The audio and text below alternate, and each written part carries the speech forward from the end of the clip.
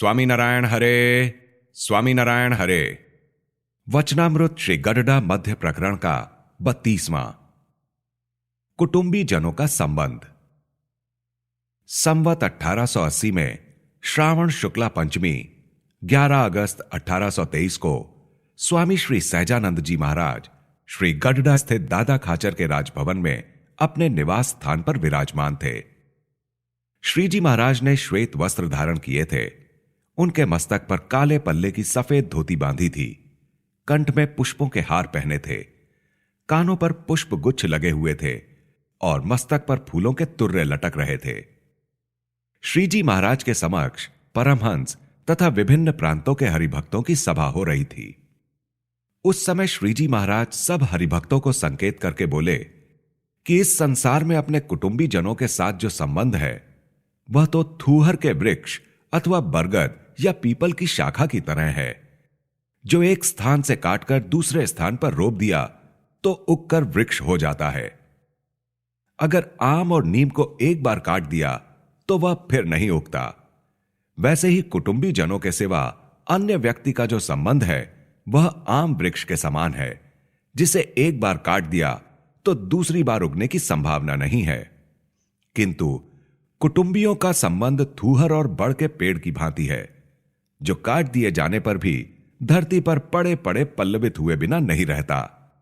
वह कौटुंबिक संबंध तब मिटता है जब स्थूल, सूक्ष्म और कारण नामक 3 शरीरों से भिन्न जीवात्मा को अपना स्वरूप समझकर और उस जीवात्मा में भगवान की मूर्ति को धारण करके तथा जाति, वर्ण एवं आश्रम के मान को छोड़कर केवल भगवान के स्मरण में तल्लीन हो जाए तो कुटुंबी जनों का संबंध भली भांति मिट सकता है।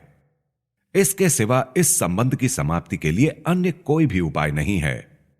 और जीव का कल्याण हो जाए तथा जीव माया को पार करके ब्रह्म रूप हो जाए, इसका कारण पुरुषोत्तम वासुदेव भगवान के प्रत्यक्ष स्वरूप का ज्ञान, ध्यान, कीर्तन तथा कथा आदि ही हैं।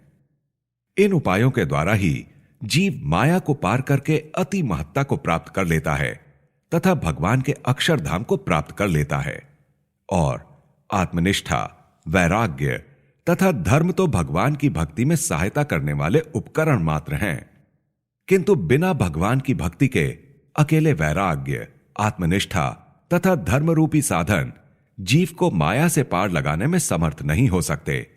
और कदाचित किसी में अतिशय धर्म, आत्मनिष्ठा तथा वैराग्य ना भी हो, परंतु उसमें यदि अकेली भगवान की भक्ति का गुण होगा तो उस जीव का कल्याण हो जाएगा और वह माया से पार लग जाएगा।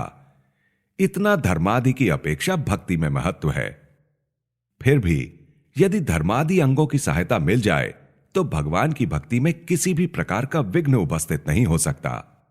और यदि धर्मादि अंगों की सहायता ना मिली तो विषम देश कालादि रहने पर भक्ति के मार्ग में विघ्न अवश्य होता है।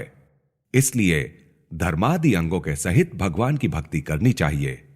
यदि ऐसी भक्ति करने वाले भक्त को अशुभ देश, काल, क्रिया और संग में प्रवृत्ति हो गई तो भगवान का भक्त होने पर भी उसका अंतःकरण मलिन हो जाता है और उसके स्वभाव का कोई ठिकाना ही नहीं रहता।